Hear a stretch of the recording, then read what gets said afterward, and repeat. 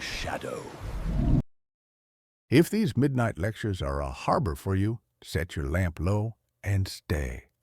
Tonight, we open a sealed ledger kept in salt and sleep, touching a name that is less a word than a pressure on the skull, a sign pressed in wet clay the way an ancient hand once pressed a mask to its face. Cthulhu. We do not ask whether he exists. We ask something heavier, something that pulls like water. Does he rise? Because in the mythos, knowledge is not passive. The idea acts on you. The word returns the gaze. You will hear it, and it will hear you. The promise is simple, the price is not. We will trace the origin of the rumor, follow its transmissions, strip its masks, and step from stage to stage until curtain and curtain fall away. You will feel fog gathering in your lungs when we attend to dreams. You will smell the old plank and tar of a drowned wharf when we open cases in New Orleans. You will watch stars tilt, not in the sky, but in the grammar of the story itself. And with each turn you will be implicated, not as spectator, but as chorus, the audience that completes the rite by listening. Consider what lies beneath the surface of our waking world, not merely in the crushing darkness of the ocean floor, but in the abyssal currents of the human mind itself. We are drawn to the forbidden, to whispers of secrets that promise to unravel the very fabric of our understanding. The very name Cthulhu rolls like a stone in the throat, a guttural invocation of something ancient and alien. It evokes images of cyclopean cities submerged in lightless depths, of vast, squamous forms stirring in fevered dreams. The wager held by cult and scholar alike is that Cthulhu's return is not an explosion in the world, but a phase change in the mind that has been primed by signs, a bas relief of a squamous head with tentacles like dripping weeds, a chant, a map to a city whose angles disobey, a dream that arrives before the tide report. The veil and the void change places. Light and order recede beneath the stage. Darkness and water have the speaking parts. The sea keeps its own calendar. There is a soft cruelty in this. In the first 45 seconds, we name the stakes. Once you know the mechanism of his rising, you risk participating in it. The story makes you brine. The breath you draw becomes a tide. You will find yourself turning off the hallway light more slowly tonight, waiting near the door an extra beat, as if to hear something climb the steps. This is not a jump scare channel. This is a study in pressure and inevitability, of keys and gates, masks and faces, theater and thunder offshore. The signs accumulate like barnacles on a pier post, each one innocent until you map their pattern. A news clipping about seismic activity, a shipping route that curves around empty water, a dream journal entry that mentions architecture impossible to build yet familiar to walk. The transmission operates through attention itself, spreading not like wildfire, but like tide, patient, inexorable, reaching into every crevice of consciousness willing to receive it. Everything begins with a misdirection that you already feel.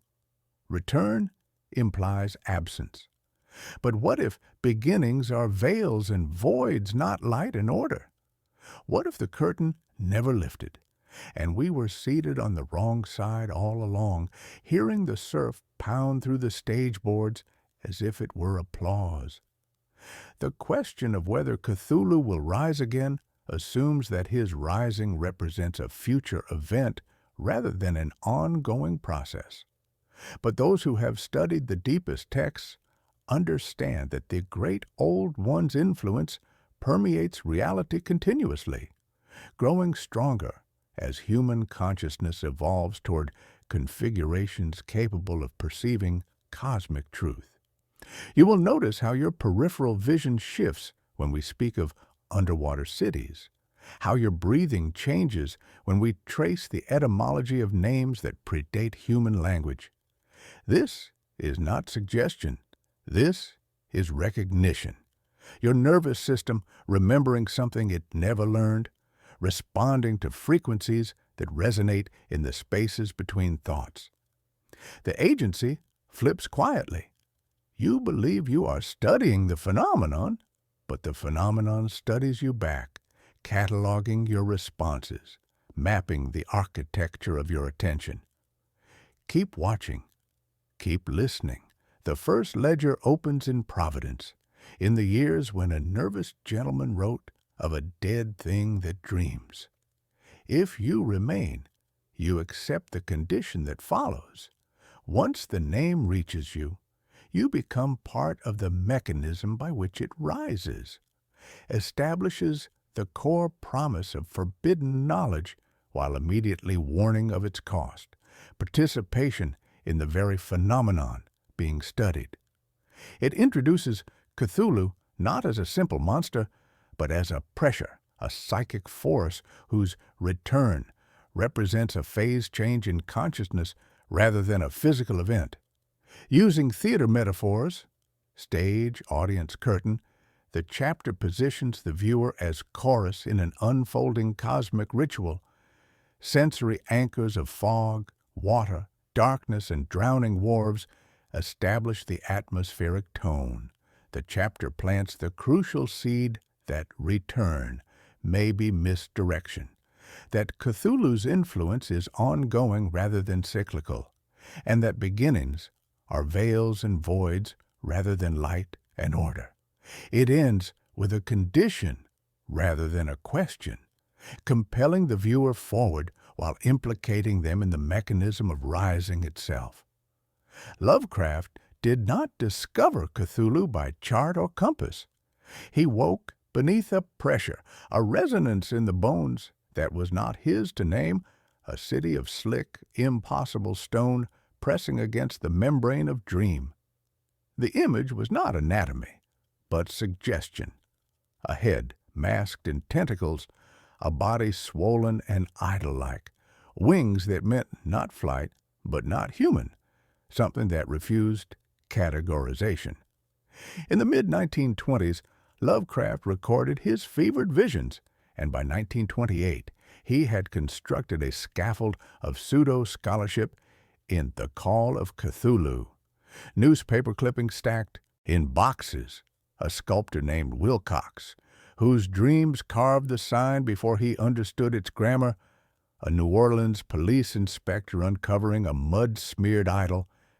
These elements were more than story. They were the assembly of a device.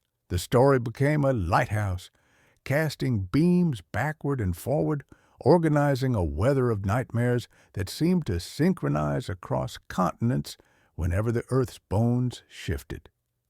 Yet the transmission began long before Lovecraft put pen to trembling hand. Ancient Polynesian navigators remembered islands that emerged and vanished with the stars, places where the ocean floor itself rose to meet the hulls of those who had sailed too far.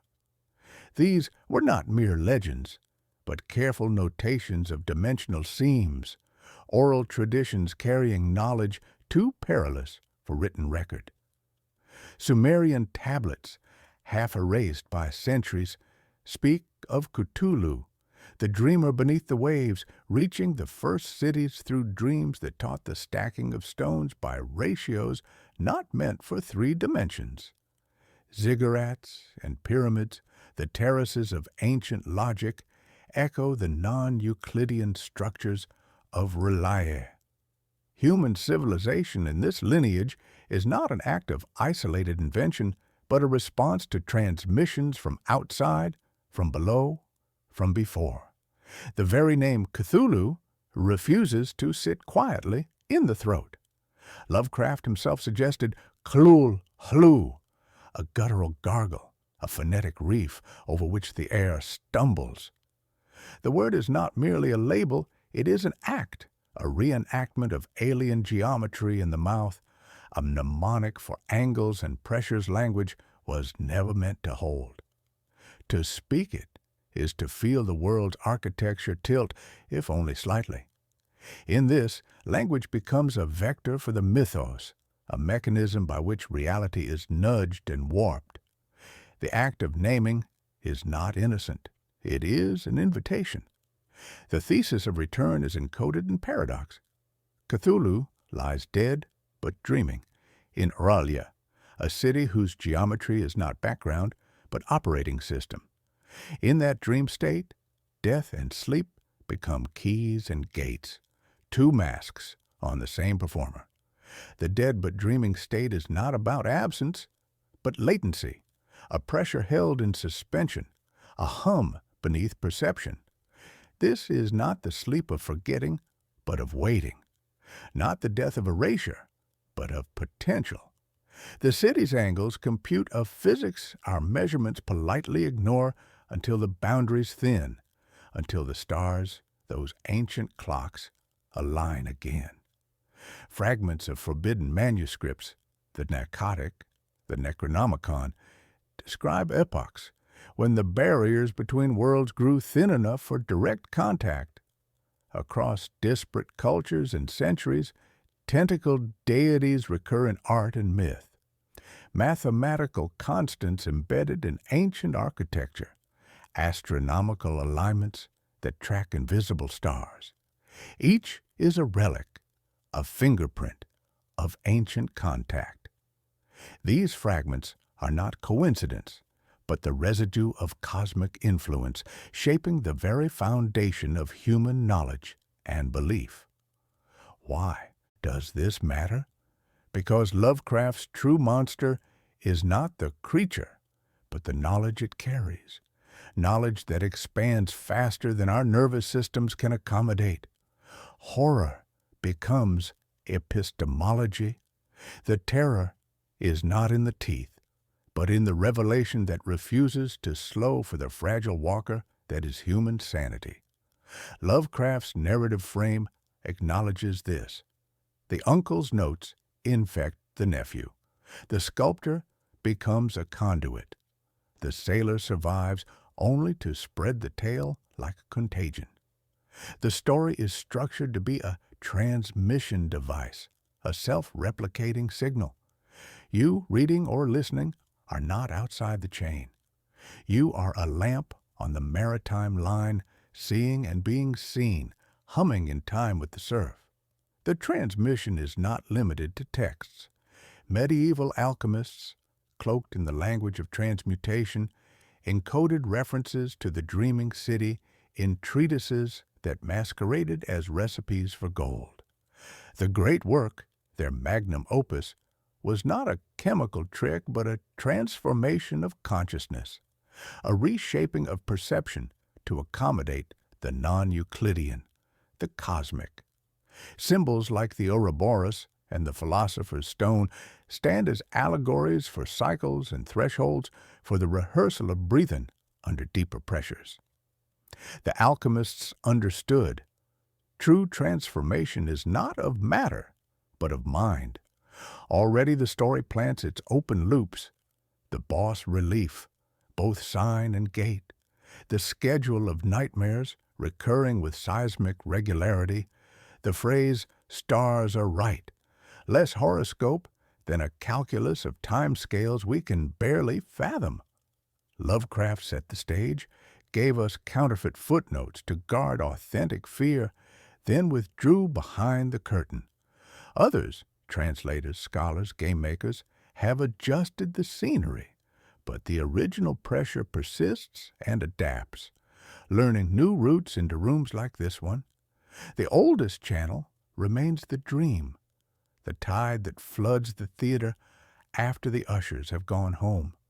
When continents grind, when stress mounts, when a mind somewhere learns a new ratio, another, worlds away, begins to see halls that will not fit inside a building, the reader is never a mere observer, but a necessary participant.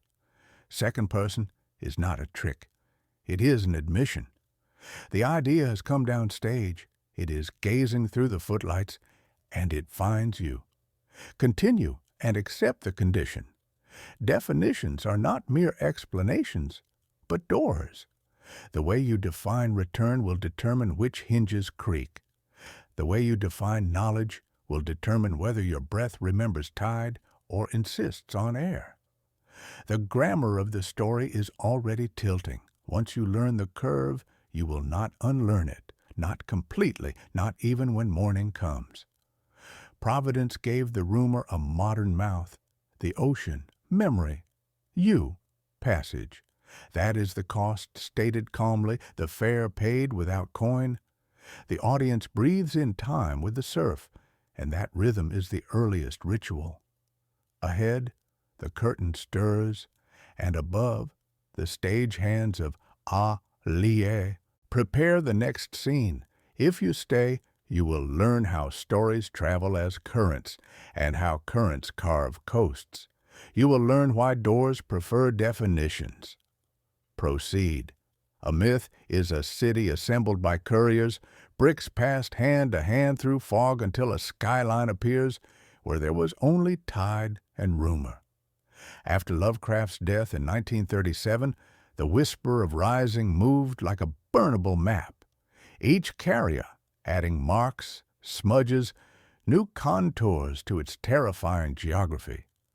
August Derleth at Arkham House became the first postmaster, binding scattered fragments into volumes, naming the sprawling pantheon Cthulhu Mythos, and, controversially, tilting the stage toward moral axes, assigning elements like a clerk organizing files, fire for Cthulhu, air for Hastur, water for Cthulhu, earth for Shub-Niggurath.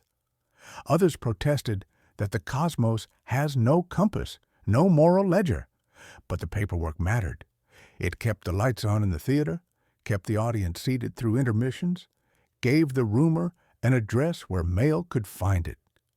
The mechanism operates through consciousness itself, transforming awareness from a survival tool into a gateway for forces that transcend individual existence.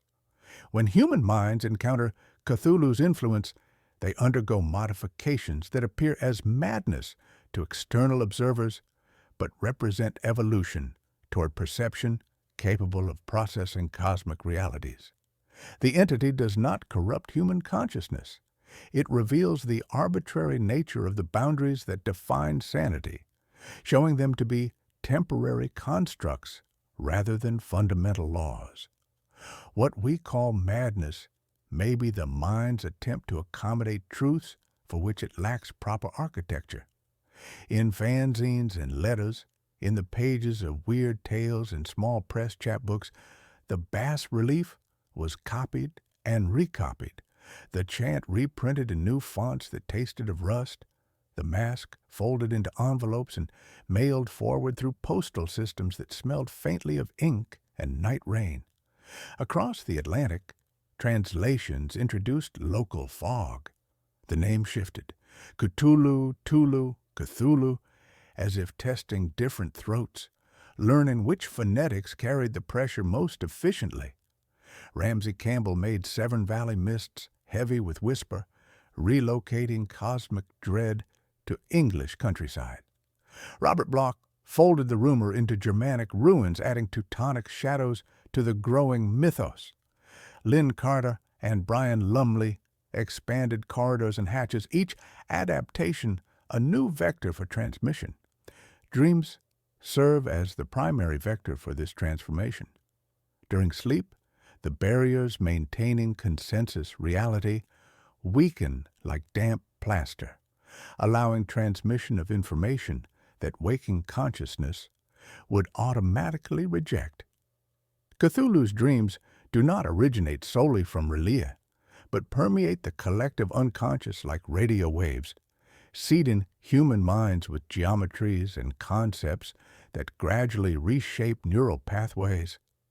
Recipients report remarkably similar imagery across cultures and time periods, impossible cities whose angles hurt to perceive, non-Euclidean architecture that exists in more dimensions than the eye can process, oceanic vastness that suggests depths beyond physical measurement, and the presence of intelligence operating according to principles beyond human comprehension. The most significant systematization came in 1981 with Chaosium's Call of Cthulhu role-playing game, which formalized procedures that had been intuitive, sand points as a currency of attention, rituals as timers counting down to revelation, clues as keys and gates that players must choose whether to turn. The game taught generations that looking is a cost, that hearing certain words on water has rule text written in the nervous system itself. Players learn to manage their character's sanity like a resource, spending it carefully to gain forbidden knowledge while maintaining enough to function. The game mechanics became a metaphor for the very process they simulated. Transmission extends far beyond literature. In 2014, a mainstream television series allowed a detective to hold up a 5-pointed twig sign and mumble about kings and yellow theaters, casually linking mythic atmospheres as if they shared backstage space. Meme culture transformed Cthulhu into an icon both sincere and sardonic. A candidate for president promising the end of all things, a plush toy that made cosmic horror approachable. This appears to be dilution. It is not. It is breathing. Horror learning to wear masks that allow it to cross cultural customs without triggering immune responses.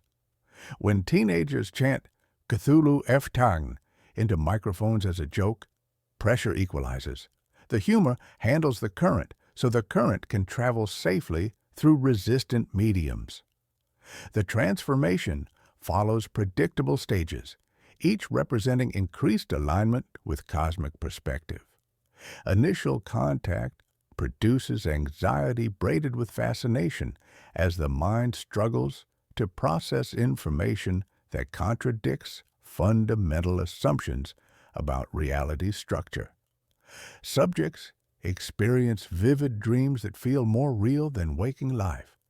Sudden bursts of creative inspiration focused on cosmic themes, and growing interest in subjects that previously held no appeal. This phase can last months or years, during which the influence works subtly to prepare consciousness for deeper revelations, gradually expanding the mind's capacity to process non-human concepts without complete breakdown. Meanwhile, scholarship grew teeth and steady gait. S.T. Joshi traced textual variants with forensic precision, mapping the evolution of ideas across manuscripts and editions.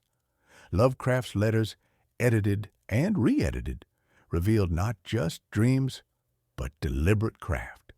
Drafts that found the most economical darkness, the cleanest angle to tilt a reader toward cosmic vertigo.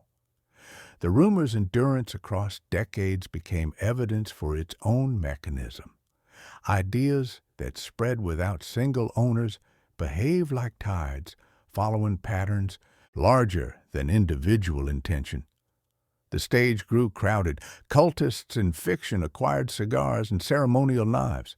Cultists in reality gathered in forums, shared fonts designed to hurt the eye, laid out zines at 2 a.m. under desk lamps that hummed like boys. Both groups kept the signal alive through different means toward the same end. We have not yet answered how a thing rises from abyssal depths to surface consciousness. But we have identified how the rumor sustains the precise conditions under which such rising becomes possible. The idea has learned logistics, developed distribution networks, established redundant transmission paths.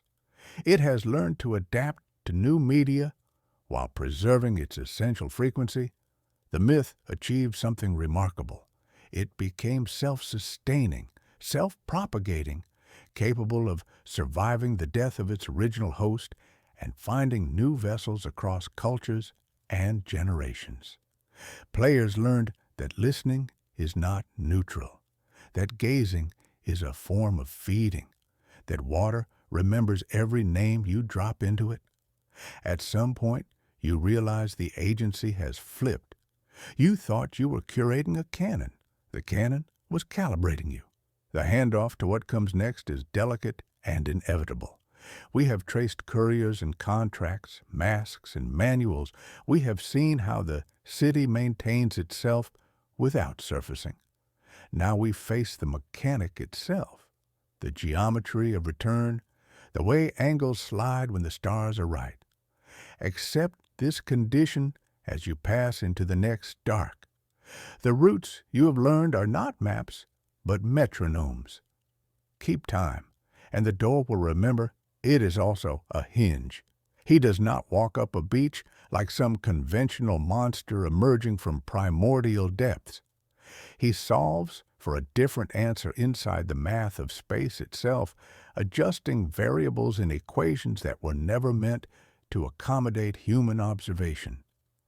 Consider the archives of Miskatonic University, not the public reading rooms with their oak tables and green-shaded lamps, but the restricted vaults buried 3 levels below ground. There, psychiatric records sealed for 70 years were quietly transferred to the university's most classified collection.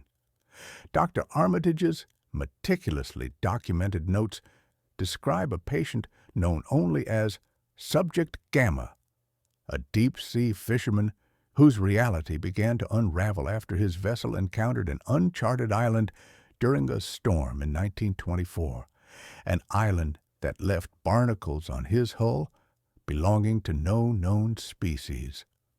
Lovecraft's non-Euclidean was not a literary flourish designed to sound impressively arcane.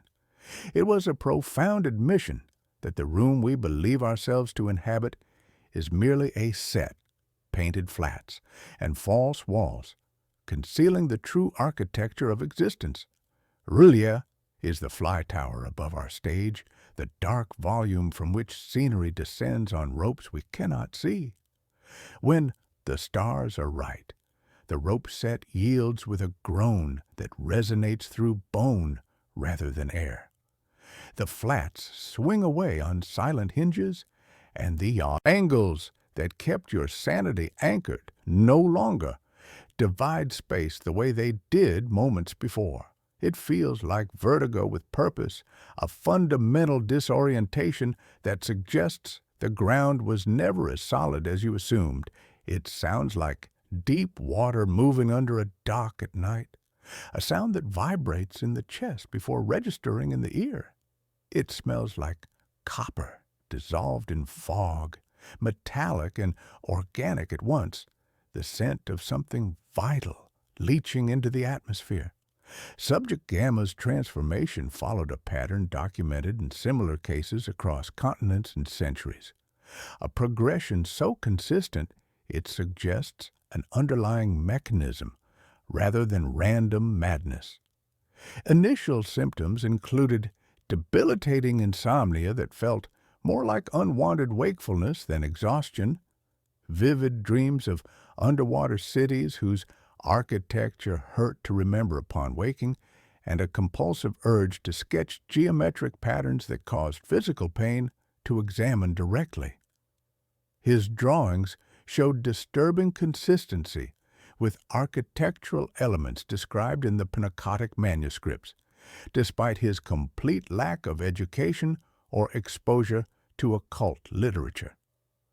The sketches progressed from simple angles that merely looked wrong to complex three-dimensional structures that appeared to exist in more than 3 dimensions, creating optical illusions that caused headaches in observers and seemed to shift when viewed peripherally, as if the drawings were windows rather than representations. What does "stars are right" actually mean beyond the poetry of cosmic horror? On one level, it gestures at genuine astronomical cycles, the slow precession of the equinoxes, nodal tides, the gravitational waltz of planets that redistributes pressure across seafloor mountain ranges. These are measurable phenomena that create windows in space-time, moments when dimensional barriers thin like ice under spring sun. On another, more insidious level, it names a psychocultural alignment, an age saturated in sleep debt and electronic hum, in blue light that tricks the pineal gland into believing it's always noon, in drone sonar mapping the unseen depths, in submarine cables, singing with data that travels faster than thought. A city that tilts your sense of straightness does not need to rise completely from the depths to destroy your equilibrium. A single angle positioned at head height will suffice. A chord struck at 19 hertz, below audible range but felt in the gut, will blur your vision with its own geometric mask. The patient's condition deteriorated with frightening rapidity. He began speaking in what linguists identified as a Proto-Polynesian dialect that predated all known Pacific languages by millennia, yet contained grammatical structures that suggested mathematical rather than cultural origins. His vocabulary included terms that corresponded exactly to R'lyehhian phrases preserved in the Necronomicon, though he swore he had never encountered the text. Dr. Armitage's wax cylinder recordings capture Subject Gamma's increasingly frantic attempts to communicate experiences that transcended human language entirely, describing sensations of drowning in air while breathing underwater, of existing simultaneously in multiple locations, of seeing through eyes that were not his own while something else looked through his. The myth offers two principal mechanics for the return, and they operate not as separate phenomena, but as interconnected expressions of a single process. The first is tectonic. R'lyeh functions as a mausoleum sunken by a great cataclysm, with earthquakes serving as rehearsals for its eventual emergence. Wilcox dreams most vividly when the ground trembles beneath Providence, his unconscious mind aligning with the planet's deep memory. Maritime records in Lovecraft's story coincide with seismic activity. The alert encounters and rams a gelatinous god thing during a temporary window between waves, when tectonic pressure briefly allows dimensional barriers to thin. The second mechanic is mimetic. Dreams broadcast on a carrier wave of cultural stress and artistic expression. The sculptor carves not from inspiration, but because the idea finds a willing hand to guide. Ritual becomes a method of building a clock around a feeling so participants can wait for cosmic alignment in organized fashion. The case reached its chilling culmination when Subject Gamma produced a detailed map of the Pacific Ocean floor, marking locations of underwater cities that corresponded exactly to coordinates found in ancient Mesopotamian tablets he could not possibly have accessed. Subsequent expeditions, funded through channels that left no paper trail, confirmed the existence of artificial structures at several marked locations, though the findings were immediately classified and suppressed. Subject Gamma died 3 days after completing the map, his final words transcribed as Ia, Cthulhu, Fatagn. The dreamer wakes, and we are his dreams.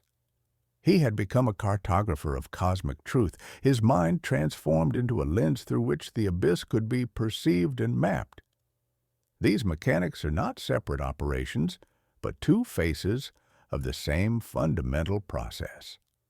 Rituals are how humans metabolize cycles too large for individual consciousness to hold without fragmenting. A cult drumline at midnight, beating in subterranean chambers, aligns the human heart with tidal rhythms at dawn. A chant aligns breath with wave patterns, breath with shock responses, shock with appetite for the forbidden. When you listen to this narration, you perform the same alignment, hopefully safely, with the narrator serving as shore while you wade into deeper conceptual waters. You align curiosity with caution, attention with apprehension. The idea aligns you with itself through resonance rather than force, because that is how ideas persist across generations. By turning audiences into metronomes that keep time with rhythms not their own. The phrase dead but dreaming thus reads, as a physics paradox, entropy pulling toward dissolution while attention pushes toward manifestation, locked in perfect stalemate. If ignored completely, the idea cools toward absolute zero, its influence receding like tide from shore. If overheated through excessive attention, it burns out into camp and parody, losing its transformative potency. But tended at precisely the right temperature, through scholarship, storytelling, whispered rumor, the engine remains primed, ready to convert potential energy into kinetic reality.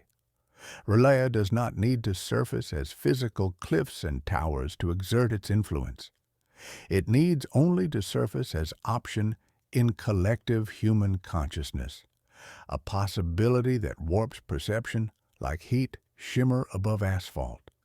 When sufficient minds, properly keyed and gated by understanding, hold the same option in focus, the architecture of reality itself begins to shift. Continue and accept this condition. By understanding the mechanism through which cosmic geometry operates, you may begin to hear the first draft of the city breathing beneath the waves, adjusting its angles in preparation for the moment when the stars align and the mathematics of space reorganizes around a new center of gravity. The sound is subtle at first, like tide moving through underwater caves, but once heard, it cannot be unheard. The breathing has rhythm, and rhythm has pull, and pull has consequence. The knowledge of its operating system becomes part of your own neural architecture, and the stage you stand on feels less solid, more prone to shifting when you're not paying attention. The curtain is not falling, it is rearranging itself, and you are part of the new scene being prepared. Evidence in the mythos is always soaked, waterlogged testimony that crumbles at the edges when you try to hold it up to conventional light. The Blackwood Art Colony, established in 1931 by wealthy patron Margaret Blackwood after she inherited a lacquered trunk of artifacts from her grandfather's Pacific expeditions, serves as our second case study in the mechanics of manifestation. The colony drew painters, sculptors, composers, and architects to a fog-bitten headland in Maine, offering residencies of 6 months to 2 years with promises of sea air and solitude. Within 5 years, its studios had birthed an unprecedented tide of work. Canvases that seemed to ripple like disturbed water, sculptures that cast shadows moving against their light sources, scores that ended on tones you felt in the jaw more than heard with the ear. Critics labeled these works cosmic without understanding the cost of that designation. Consider the pattern established in Lovecraft's original narrative, the chorus that holds up signs to an audience that includes you.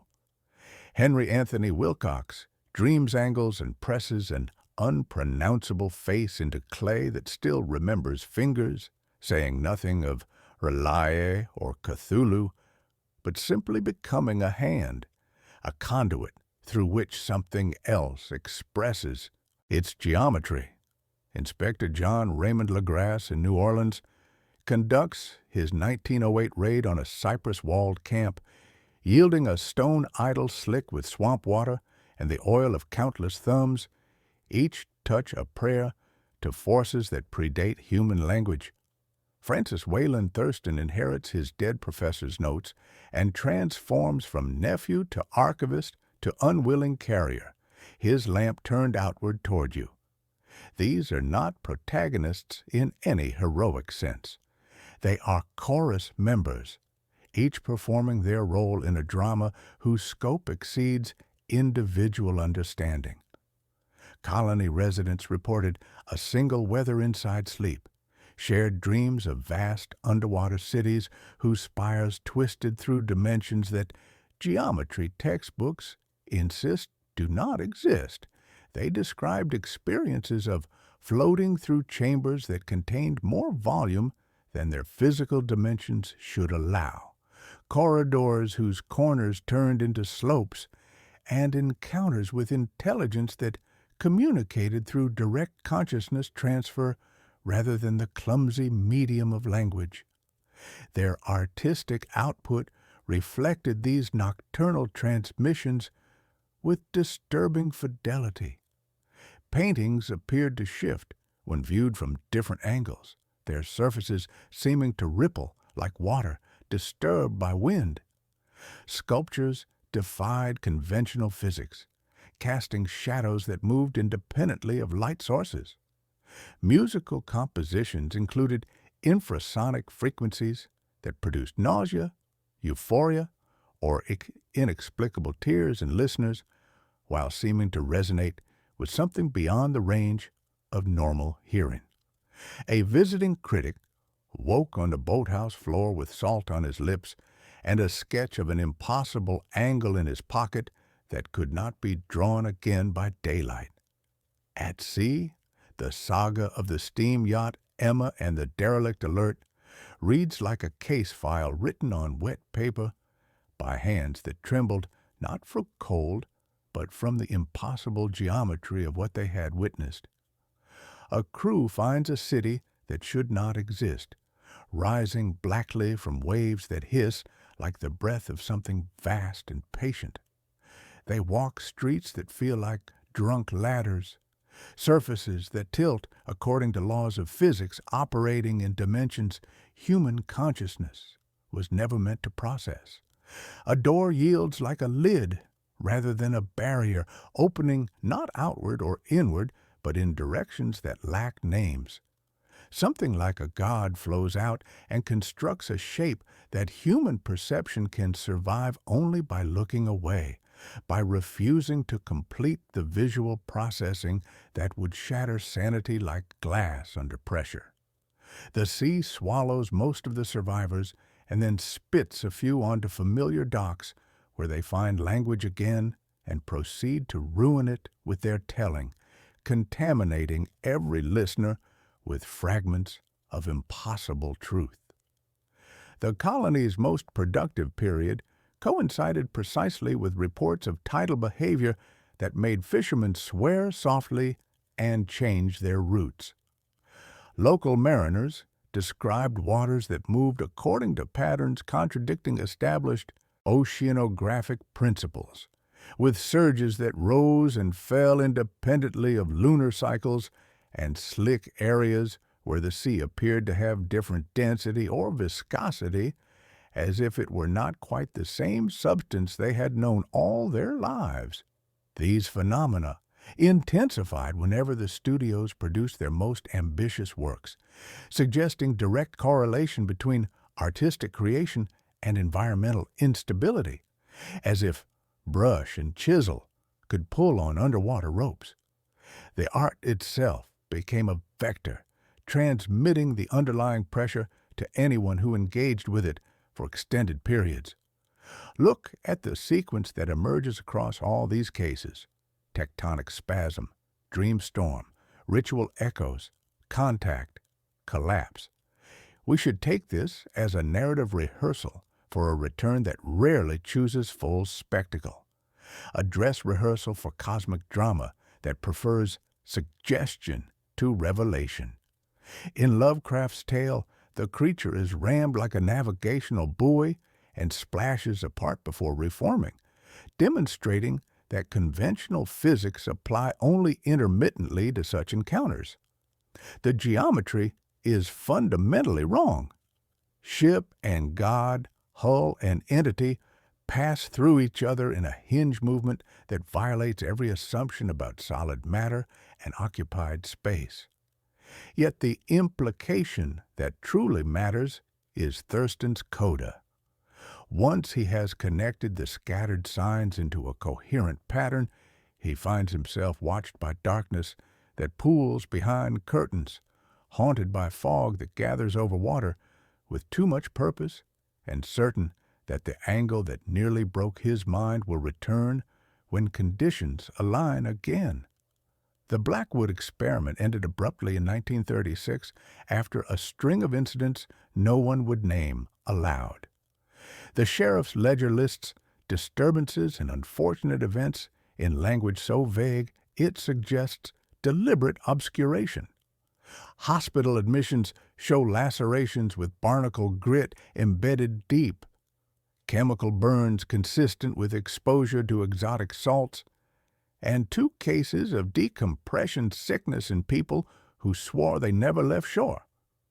The residencies were canceled, studios boarded, and surviving works dispersed to private collections and regional museums.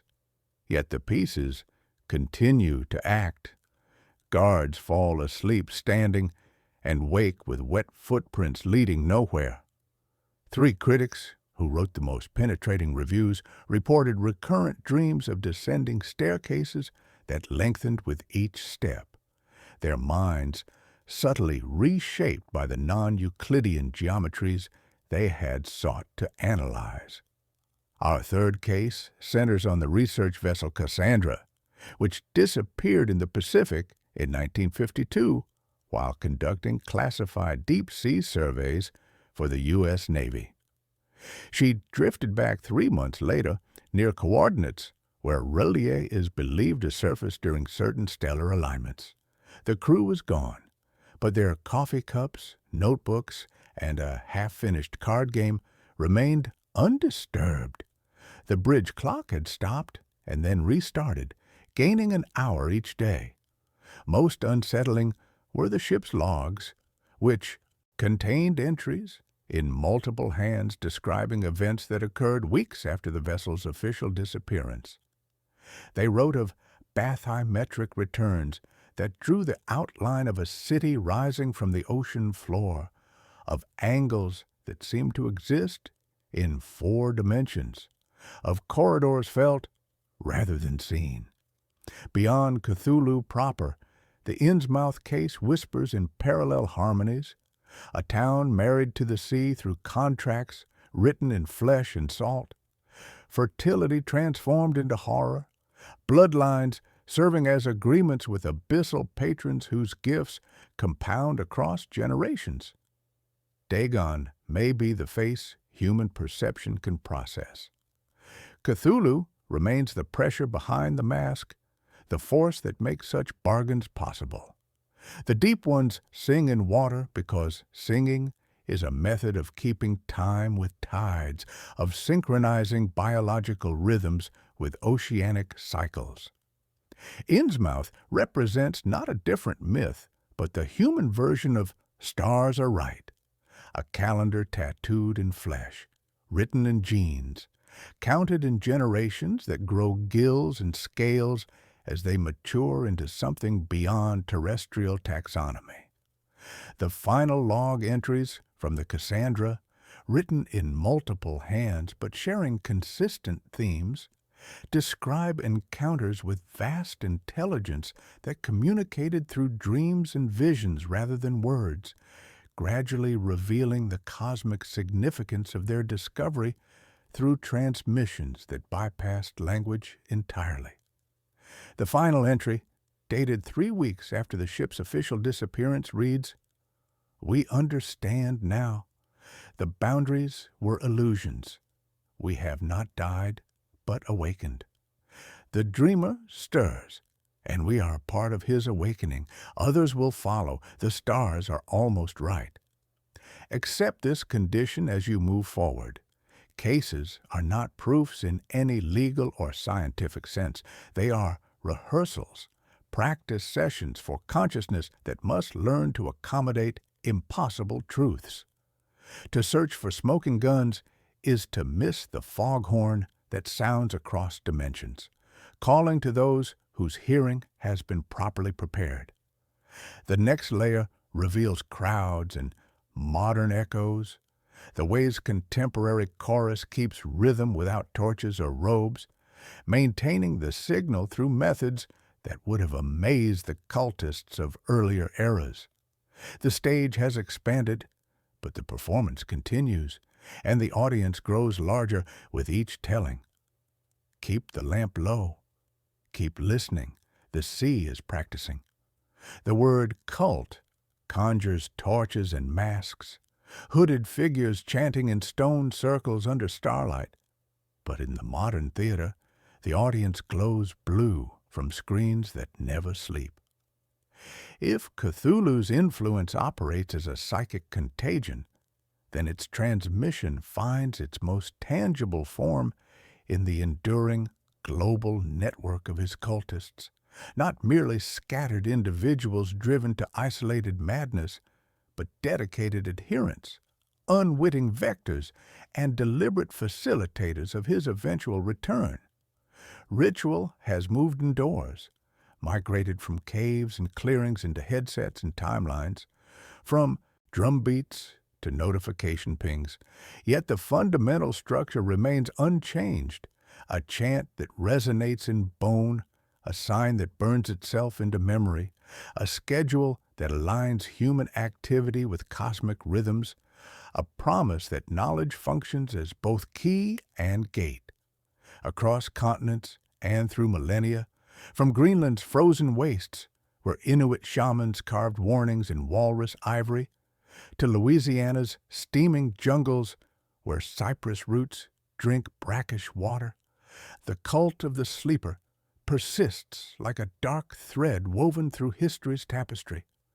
Their existence testifies not only to Cthulhu's psychic emanations, but to humanity's perverse attraction to the forbidden, our yearning for knowledge that promises power even at sanity's cost. In New Orleans, 1908, Legrasse's men hear a chorus under cypress trees. Pung Louis, Mgluvanath, Cthulhu, Relia, Ogach Nagel, Ftan, syllables that taste of salt and copper. In a 2020 chat window, a thread repeats the same fridge magnet syllables as a dare, emoji tentacles attached like punctuation. Both represent controlled trespass, safe transgression that allows the idea to cross cultural customs without triggering immune responses. The origins blur in mists of pre-human antiquity, hinting at lineage that predates recorded civilization. Lovecraft speaks of them as having existed when the stars were right and the great old ones were free, suggesting primordial worship that predates humanity itself. This lineage is not linear, but rhizomatic, a sprawling underground network that adapts and mutates across cultures while retaining core tenets. The central dogma, whispered in forgotten tongues and encoded in cryptic symbols, remains elegantly simple: the prophecy of awakening from Relia. Consider how ocean science blogs quietly track anomalous clicks on deep-sea hydrophones, how shipping routes redraw to avoid blank polygons marked sensitive habitat, how deep-sea mining white papers strain to sound like environmental statements while reading like prayers without saints. We are not claiming these represent literal cults. We are observing that attention flows in channels, and channels function as rituals regardless of conscious intent. Carbon markets adjust water temperature without torches. Fisheries laws move masks around the stage with bureaucratic efficiency. An industry executive might never pronounce Cthulhu, yet still operate as priest to the same pressure. More extraction, deeper, darker, quieter. These cults serve as more than worshippers. They function as active transmission agents, nodes in a network spanning the globe while remaining largely invisible. Their rituals, performed in secret locations under specific astronomical alignments, amplify psychic resonance, drawing down old one influence like lightning rods channeling cosmic electricity. They study ancient texts whose fragments of truth burn themselves into neural pathways, creating permanent consciousness modifications that cannot be reversed through conventional therapy. Then there are literal groups that play at the edge because the edge offers the best view.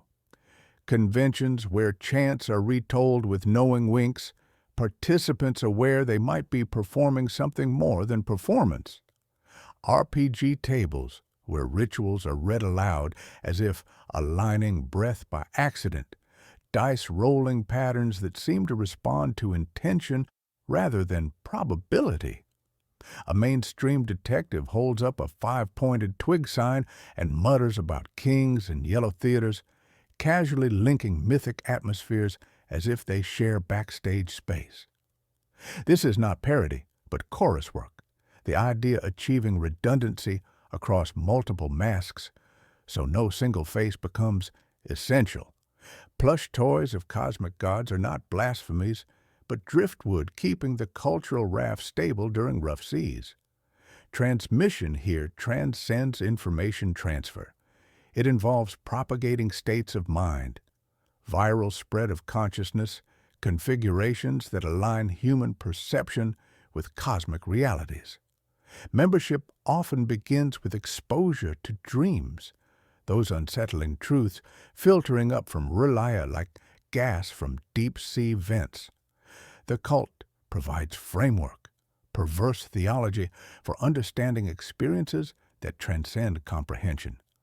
It offers community to those alienated by cosmic truth, shared delusion that paradoxically strengthens their connection to the very entity driving them toward madness. Dream data spikes form their own choir, a global chorus of sleeping minds synchronizing during collective stress. Psychologists tracking pandemic dreams note increased reports of ocean nightmares, coastal pursuits, rooms that tilt according to physics operating differently at night. The Mythos reads this as membrane thinning between theater and backstage. The formal chant becomes unnecessary when civilization's ambient hum suffices. Air conditioners, fluorescent lights, server farms. When thousands hum together in cities worldwide, you generate standing waves resonating at frequencies the sleeping mind recognizes as summons.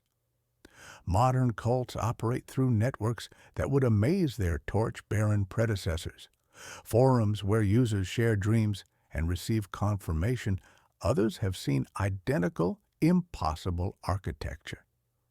Podcasts delivering cosmic horror as bedtime stories, training listeners to find comfort in existential dread. Streaming algorithms creating pathways deeper into mythology. Social platforms where sharing Eldritch imagery functions as digital ritual. Each repost a prayer, each like an offering to forces measuring influence and attention rather than blood.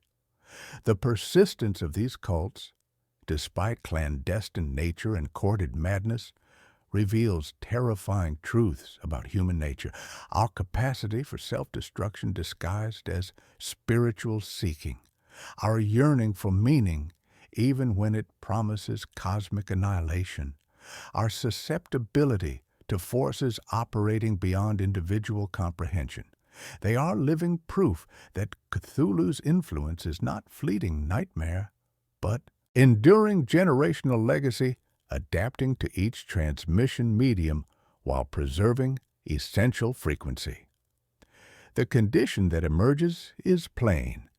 If the crowd functions as chorus and the chorus keeps time with rhythms beyond human origin, then return represents not single dramatic event, but tempo, gradual acceleration of cosmic influence building toward crescendo. The next movement, will lift us above the crowd to examine the principle itself. Cthulhu, not as character, but as structural idea. Sleep as operational mode, latency as power, pressure as presence. And the theology following from recognizing these as fundamental existence properties, rather than external threats to defeat. Summary. This chapter bridges traditional cult imagery with modern manifestations, showing how ritual has migrated into digital spaces while maintaining core structures of chant, sign, and schedule. It traces cult lineage from pre-human antiquity through contemporary forms, emphasizing their role as transmission agents and state-of-mind propagators. The chapter connects modern phenomena, ocean science, shipping routes, pandemic dreams, to cultic activity, suggesting that attention channels function as rituals regardless of conscious intent. It presents both literal cult groups and cultural phenomena, conventions, RPGs, pop culture, as chorus maintaining the signal's redundancy across multiple masks. The chapter emphasizes that transmission involves propagating psychological states rather than mere information, with cults providing theological frameworks for incomprehensible experiences. It concludes by positioning the crowd as chorus keeping tempo, setting up exploration of Cthulhu as structural principle rather than character, leading into the theology of sleep and cosmic indifference.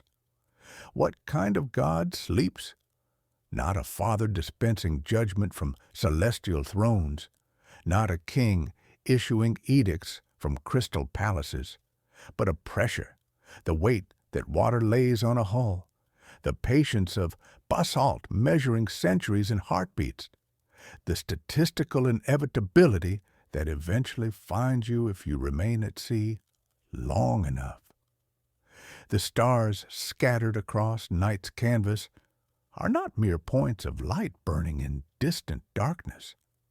They serve as nodes in a neural network of intelligence operating according to principles that dwarf human understanding.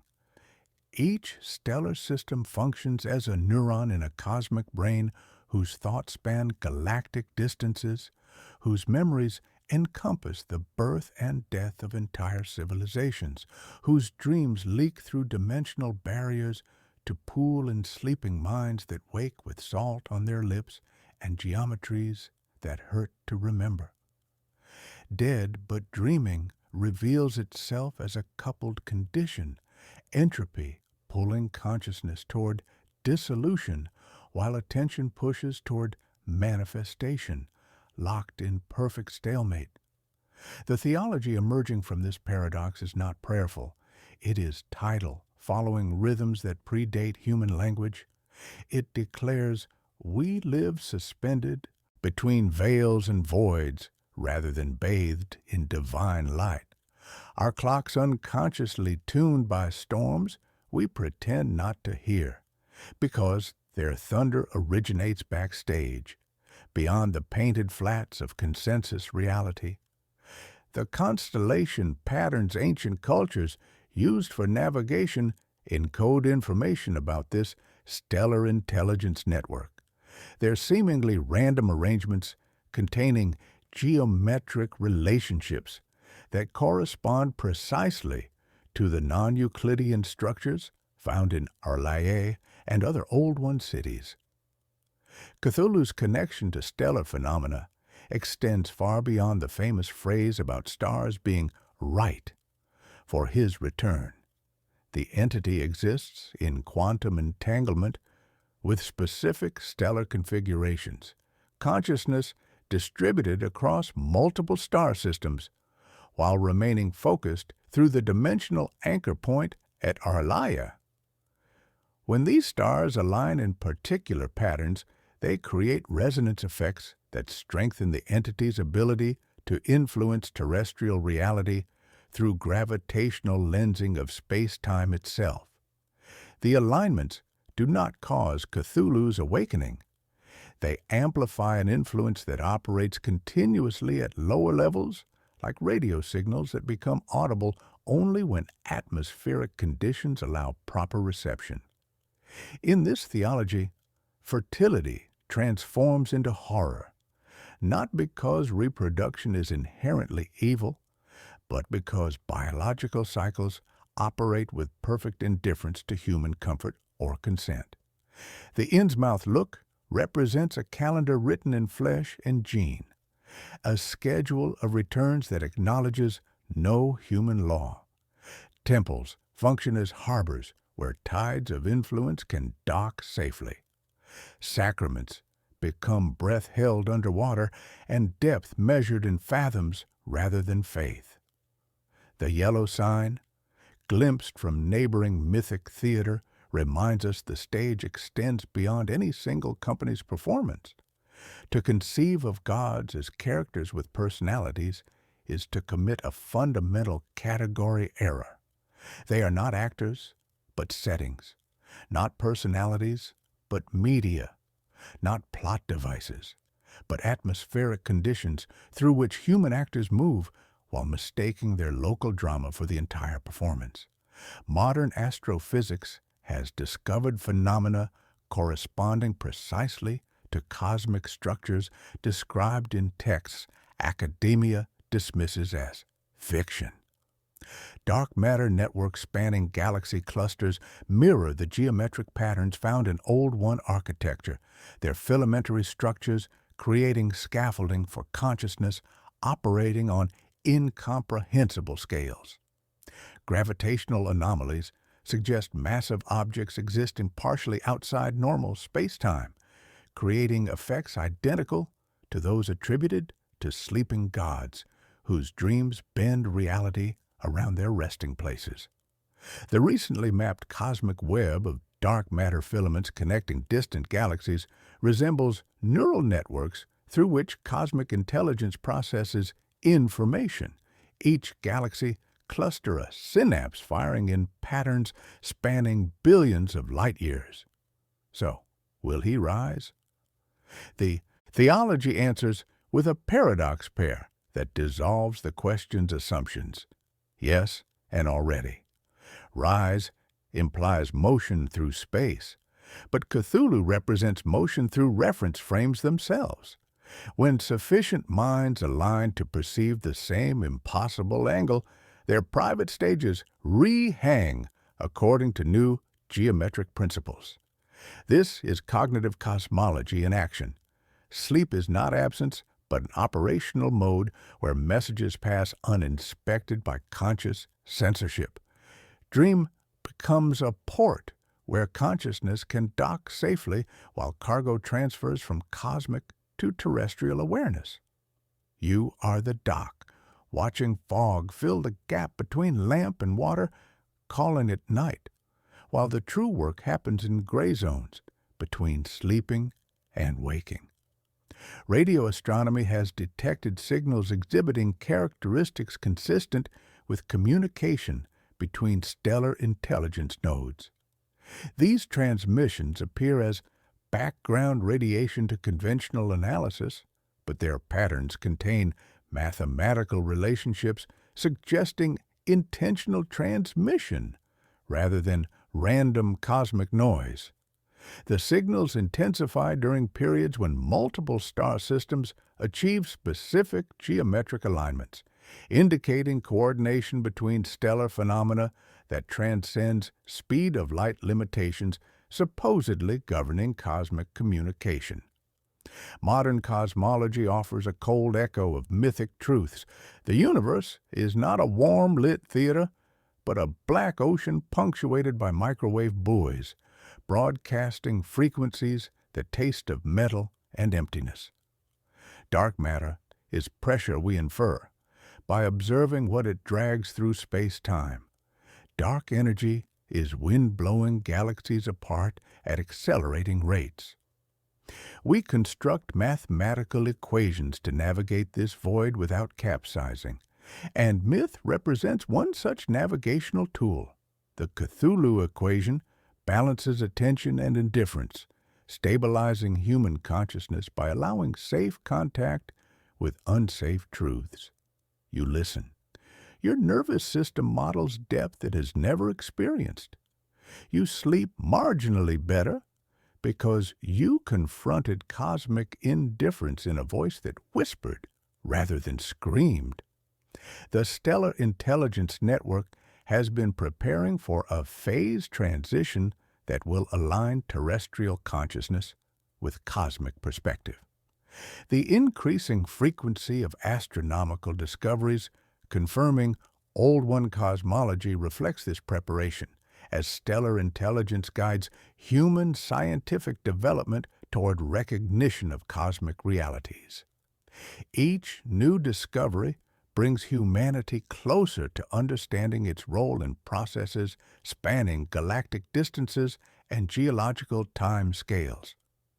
Accept this condition as you move forward. Once you adopt this theology, return becomes a practice rather than a prophecy. How we mask it, stage it, reframe it, determines whether the knowledge burns consciousness to ash or warms it toward expanded awareness. The stars are not distant suns, but components in vast intelligence encompassing the entire universe. Their light carries more than electromagnetic radiation. It transmits information, gradually preparing consciousness for transformations that will align terrestrial awareness with cosmic perspective. The preparation has been ongoing since the first human looked up at night sky and felt something looking back. Summary. This chapter articulates a theology of sleep that reframes Cthulhu as a cosmic principle of pressure and indifference rather than a malevolent deity. It connects stellar phenomena to Old One cosmology, presenting stars as nodes in a vast intelligence network whose geometric relationships encode non-Euclidean information. The dead but dreaming state is explained as entropy and attention and balance, with sleep as an operational mode for uninspected message transmission. Modern astrophysical discoveries, dark matter networks, gravitational anomalies, cosmic web structures are presented as confirmation of cosmic intelligence operating through stellar systems. The chapter positions fertility as horror through indifferent cycles and presents gods as atmospheric media rather than characters. It connects radio astronomy signals to stellar intelligence communication and frames modern cosmology as revealing the universe's fundamental indifference. The theology concludes that return is a practice shaped by how we mask and stage cosmic truth, with stellar light transmitting consciousness, transforming information as part of a preparation for aligning terrestrial awareness with cosmic perspective. The ocean remembers everything, and it does not forgive forgetting. Beneath miles of crushing water and centuries of accumulated silence, deep currents carry information older than bone and script, flowing through trenches that serve as archives for knowledge too vast and terrible for terrestrial storage. Your nervous system, that private shoreline where waves of sensation break against consciousness, contains pathways conventional neuroscience cannot chart. Corridors that remain dark until lit by frequencies arriving like tide messages from constellations whose light tastes of copper and time. The Mariana Trench extends deeper than official measurements admit, its true depth concealed by committees that understand what waits in the extra fathoms. Submersibles that sink past recorded limits encounter structures incorporating angles no sober engineer can draw, facades existing in quantum superposition, present and absent, according to the observer's dimensional phase. The few photographs not confiscated show buildings like crystallized water that decided to remember itself as architecture. surfaces reflecting light that originates from within the material like a secret sunrise, walls that are less carved than currents frozen mid-speech. Brain scans of those touched by abyssal influence display neural heresies. Regions that should rest blaze like deep-sea vents. Sensory cortices receive data packets from sources no instrument recognizes. The modifications appear, guided by instructions written in genetic sequences once dismissed as biological debris. Junk DNA suddenly unpacked into stage directions for consciousness evolution. Your pineal gland, that philosopher's lamp dismissed by anatomy lectures, calcifies differently under cosmic pressure, growing crystalline lattices that respond to electromagnetic frequencies like radios tuned to stations broadcasting from the Stellar Intelligence Network. Hydrothermal vents throughout the ocean floor function as more than geological phenomena. They operate as switchboards in a planetary nervous system, their chemical plumes pulsing in sequences that mirror mathematics found in the Pnakotic manuscripts. Basalt chimneys tick off prime numbers in heat and metal, as if the planet were counting to itself in a language of sulfur and pressure. The ecosystems clustered around these vents look designed rather than selected, blind white creatures tracing loops that echo diagrams in forbidden margins, tube worms unfurling like scrolls whose crimson tips perform a steady curtain, call under light no sun assigned. Deep currents, those thermohaline arteries keeping climate breathing, deviate from oceanographic models with stubborn artistry. The circulation patterns reveal mathematical relationships corresponding to Raleigh's geometry. Eddies, behaving like corners, gyres like stairwells, narrow jets like hidden corridors through which pressure itself carries messages from trench to trench, audience to stage. These currents serve as highways for consciousness existing in forms adapted to crushing depths, intelligence that measures distance and pressure gradients rather than miles. Meanwhile, laboratories studying awareness under microscopes report quantum behaviors where biology textbooks allow none. Microtubules and neural cells exhibit coherence at temperatures that should shred such delicate states, and those quantum conditions wobble when gravitational waves pass, or solar storms stitch the magnetosphere into brighter curtains. Your consciousness operates according to principles transcending classical physics, accessing information from parallel dimensions through channels that bypass space-time limitations entirely. Abyssal planes mapped as emptiness conceal complexes existing mostly in dimensions instruments trained on 3 axes cannot resolve. Tuned differently, sonar returns reveal architectural networks spanning entire ocean basins, cities inhabited not by individuals, but by consciousness, distributed like weather across many bodies, collective intelligence processing information on planetary scales where walls and corridors serve as neural pathways in city-sized brains. Sleep studies find that those touched by the signal dream on schedules the stars keep, REM phases, synchronizing with electromagnetic patterns arriving from deep space. Upon waking, subjects draw angles they never studied, hum intervals no conservatory teaches. Whale songs lengthen into phrases whose mathematics echo Raleian cadence, modulated sequences encoding pilgrimage routes and warnings. Their migrations redraw in response to activity below, sketching invisible cities with arcs and pauses only other leviathans read. The deepest trenches connect to cave systems worming into the mantle, galleries slick with minerals that remember tides. These passages step partly outside ordinary space-time, allowing travelers to arrive without traversing. Practical magic of geology through which messages, bodies, and weather exchange places like actors during blackouts between scenes. As stellar alignments approach optimal configurations, the deep cities awaken in stages like orchestras tuning.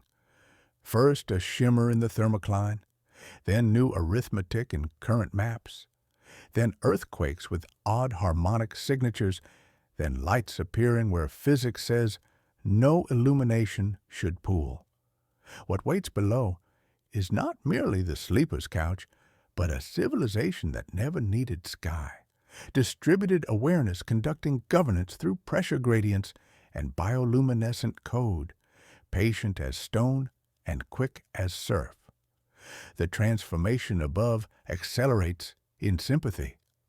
Each person, modified by contact, becomes a node in a growing network spanning continents while braided to stellar systems, a choir of altered nervous systems humming the same interval, transmitting without wires, turning city blocks into resonant chambers and bedrooms into chapels of careful trespass. You are not excluded. By listening, you enter the circle, your breath unconsciously matching metronomes below, your dreams adjusting architecture to accommodate one more corridor, one more window looking onto black water where light flickers like a heartbeat behind a mask. The ocean continues its rehearsal, whether or not you applaud, and the data, seismic, neurological, biological, accrues like barnacles on pier posts. Accept this condition. When the curtain lifts, it will not show a monster on sand, but the recognition that beaches are thresholds. Water is memory, and what rises is not a body but a reference frame turning toward you like tide. The deep cities stir, and pressure equalizes between dimensions that were never meant to remain separate. The mask is learning to breathe. The mask remembers the face, even when the face is elsewhere, its hollow contours retaining the impression of something vast that once pressed against its surface, long after the presence has withdrawn into dimensions human geometry cannot chart. The human mind, earnest in its limitations, compulsively seeks to personify forces beyond its architecture, carving idols that mirror our own features, inventing narratives with familiar motivations, attributing intention to cosmic phenomena that operate according to principles as foreign to human psychology as gravity is to flame. We stitch together stories with heroes and villains because the alternative, acknowledging that some forces simply are without agenda or arc, threatens the meaning-making structures that prevent consciousness from fragmenting into component sensations. Return is a mask we wear when perception shifts beneath us like deck plates in heavy seas. Cthulhu does not breach the surface like some titanic whale announcing its presence with spume and spectacle. He adjusts your horizon line, tilts the frame through which you process spatial relationships until north becomes suggestion rather than certainty. The city does not rise from abyssal trenches in dramatic upheaval. Your head inclines to accommodate new angles until the stage you believed was solid floor reveals itself as trapdoor, hinged and waiting. Remember Wilcox's bas-relief, that first transmission carved in clay by hands that trembled without understanding why.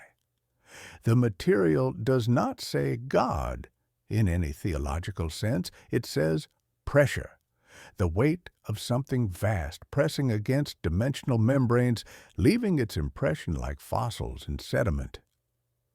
Cthulhu, rendered with octopus head and dragon wings, represents a profound concession to human perception, a symbolic translation of something far more abstract into forms our visual cortex can process without immediate shutdown. He is the principle of alien consciousness made manifest, awareness so utterly divorced from human experience that its mere thought processes warp reality's fabric like mass-bending space-time. Rilliet's non-Euclidean architecture is not exotic set dressing. It is physics written in grammar our eyes misparse, the physical manifestation of reality governed by laws operating according to different logical foundations entirely. This is structural horror. The universe is not constructed on comforting, predictable physics we teach children, but on substrates whose indifference is lethal to narrative. Theater lexicon illuminates what narrative analysis obscures. We opened with curtain and audience. Now observe how the chorus completes the performance through repetition and resonance. A comeback tour is not a deity arriving at harbor with fanfare. It is promotion, rehearsal, scheduling, a calendar pinned to the green room wall marking release dates for new game editions, prestige television episodes featuring reads photographed at night, scholarly essays whose footnotes hum with frequencies that make readers pause and glance toward windows. Masks allow principles to cross contexts without triggering cultural immune responses. A sigil printed on a coffee mug is not trivial merchandising. It functions as a switch turned to on in 1,000 kitchens at dawn, daily ritual disguised as consumer choice. A lullaby incorporating wrong intervals becomes ceremony performed in footy pajamas, teaching infant nervous systems to find comfort in dissonance. Consider the implications of this fundamental reframe. If Cthulhu embodies principle rather than personality, then his return is not the reawakening of a sleeping giant nursing personal grudges against humanity. Instead, it represents the reassertion of alien principles into perceived reality, the moment when veils of comforting illusion finally tear under pressure they were never designed to withstand. The madness he induces is not supernatural curse, but direct exposure to truths human consciousness lacks architecture to process. Recognition that our reality is a local anomaly, a fragile bubble of ordered experience floating in vast ocean of non-Euclidean, utterly indifferent existence. Creation inversion arrives quietly here, settling into understanding like sediment in still water. We imagine cosmogony beginning in light, primordial illumination banishing darkness to establish order. But perhaps the curtain originally rose onto fog and black ocean and wind, carrying the scent of iron and salt, and light was merely a mask we later stitched to avoid screaming at what moved between stage boards. Return, then, is not emergence, but unmasking of background conditions that were always present. The safe transgression of watching cosmic horror videos under blankets at midnight functions as ritual, allowing backstage reality to seep through controlled cracks in consensus perception. You feel secure because a narrator's voice promises exits. The exits are not outward escapes. The exits are through deeper engagement. Agency flips with subtle inevitability. You do not pursue ideas. Ideas rearrange your mental furniture while you sleep, adjusting concept placement until familiar rooms feel subtly wrong. You find yourself repeating phrases as jokes, and the jokes begin repeating you, using your voice as transmission medium. You believe you keep lamps burning for comfort. The light keeps you visible to observers whose attention you never requested. Mask and face, key and gate, veil and void, These paired concepts represent desperate attempts to categorize principles that actively resist human linguistic frameworks. This reframing transforms terror from localized threat to existential crisis. It implies horror is not something external that can be fought or appeased through heroic action, but something fundamental that simply is, the basic truth of universal structure waiting to be rediscovered. The great old ones personify cosmic indifference itself, the crushing weight of a universe that does not acknowledge terrestrial hopes, fears, or struggles. Their horror stems not from active malevolence, but from passive, overwhelming apathy. The practical condition emerging from this understanding is choice in engagement methods. You can select which mask to wear as you move forward, which frame to use when processing information that threatens to exceed your nervous system's capacity. The mask becomes an ethical tool. We choose softness over spectacle, whisper over siren, meter over blast. We let knowledge warm rather than burn, admit tidal pressure without demanding the sea stand trial. The next movement will take this choice seriously, walking the shoreline between countermeasures that preserve sanity and surrender that allows transformation, between masks that protect and masks that reveal, measuring breath against surf while deciding how much background to unmask before morning comes. We have journeyed through abyssal currents of origin and transmission, traced the insidious mechanics of influence through dreams and cults, confronted the cosmic indifference that wears familiar masks. And now we arrive at the most unsettling twist, gentle as tide, yet ruthless as pressure. The return of Cthulhu is not an external catastrophe imposed upon passive humanity, but an awakening we actively architect through our insatiable curiosity and relentless pursuit of forbidden knowledge. We are not merely observers seated safely in cosmic theater. We are chorus, congregation, and unwitting priests whose very contemplation serves as catalyst for the reemergence we claim to study. The call comes from inside the house of human consciousness. Human responses to overwhelming pressure sort into two families: build walls or learn to float. In the Mythos, walls manifest as archives with their acid-free sleeves, routines that compartmentalize exposure, skepticism that functions as harbor light keeping boats off psychological rocks, and carefully constructed rules of engagement. The scholar's footnote becomes a breakwater against raw encounter. The Call of Cthulhu RPG taught generations that sanity operates as finite resource. You budget exposure to cosmic truth, find masks that fit your particular nervous system, learn to distinguish between signs that inform and trap doors that swallow. These are defensive measures, curtains drawn to contain the performance within manageable boundaries. Yet there are practices that appear to be surrender, but represent sophisticated steering. Silence is one. Not everything requires naming, and language functions as a net whose mesh size determines what you catch.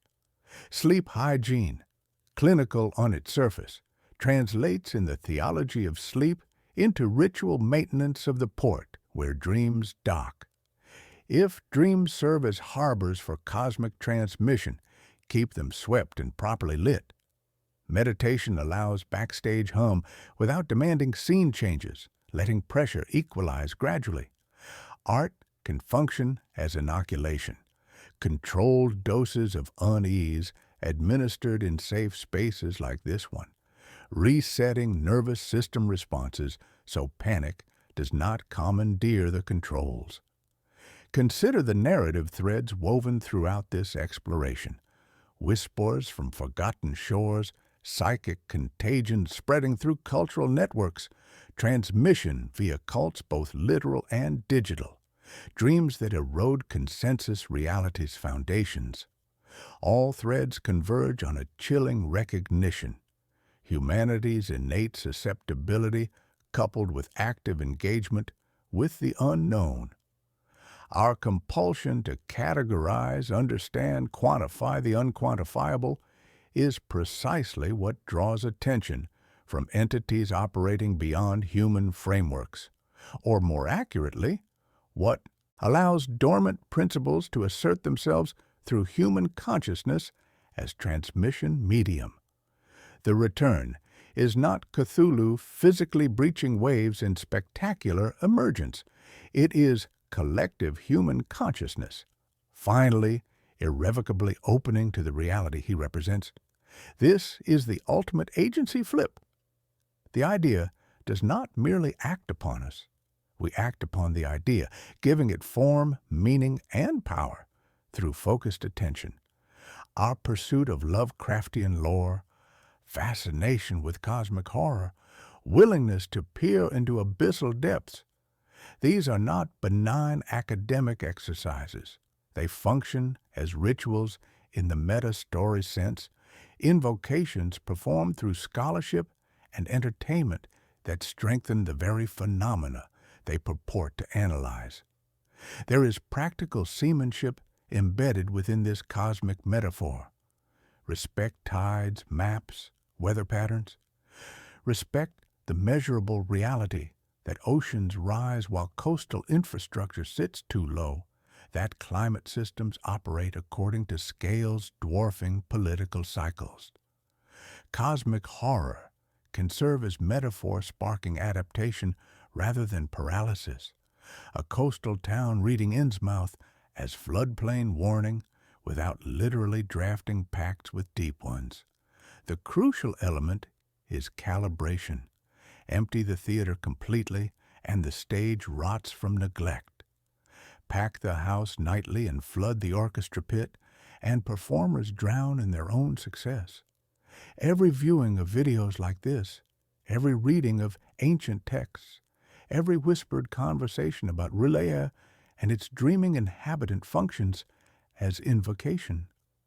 We are, by our very nature, architects of our own awakening, unwitting priests of cosmic truths we desperately seek to comprehend.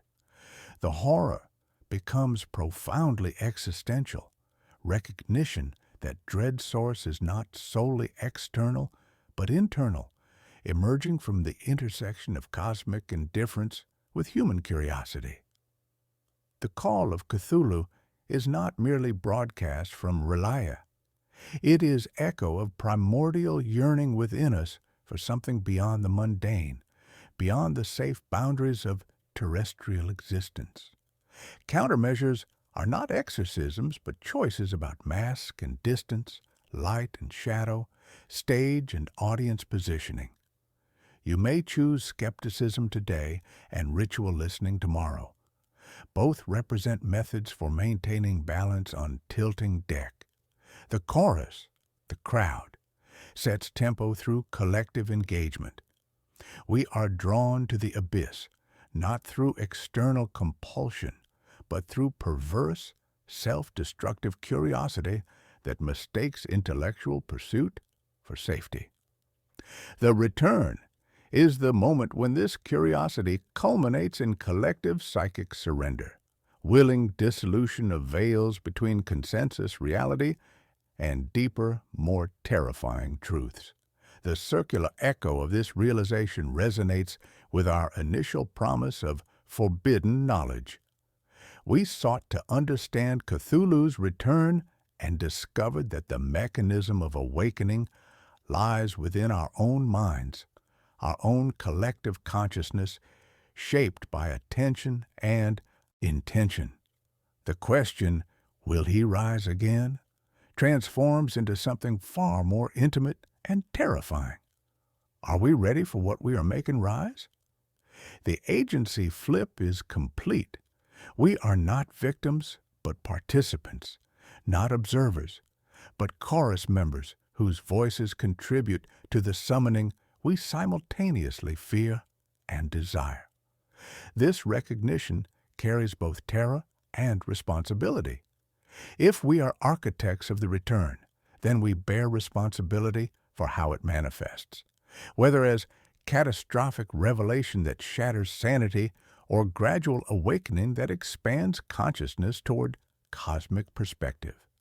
The choice involves calibration rather than avoidance, engagement rather than denial, steering rather than surrender or resistance.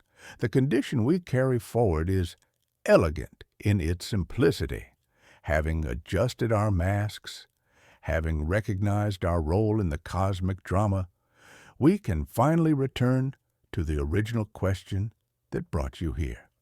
But the answer must be delivered gently, because shouting disturbs the water, and the water remembers everything, including the tone in which truths are spoken. We end as we must, with breath that matches the surf and a promise to proceed softly, aware that loudness calls waves we are not yet appointed to meet. The stage is set for resolution, but resolution acknowledges that endings are also beginnings, that answers generate new questions, that the return is both event and process, moment and eternity, stretching like tide toward shore. This chapter delivers the ultimate self-implication twist.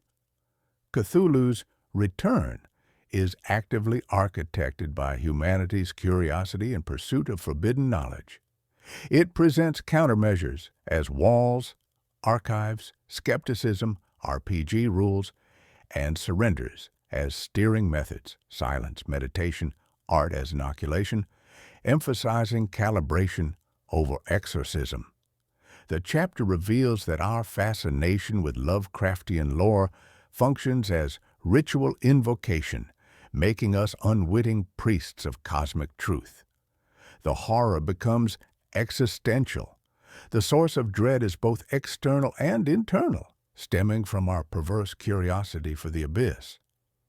It connects real-world applications, climate adaptation, infrastructure, to cosmic horror metaphors. The agency flip shows we give the idea form and power through focus, transforming the question from will he rise again to are we ready for what we are making rise.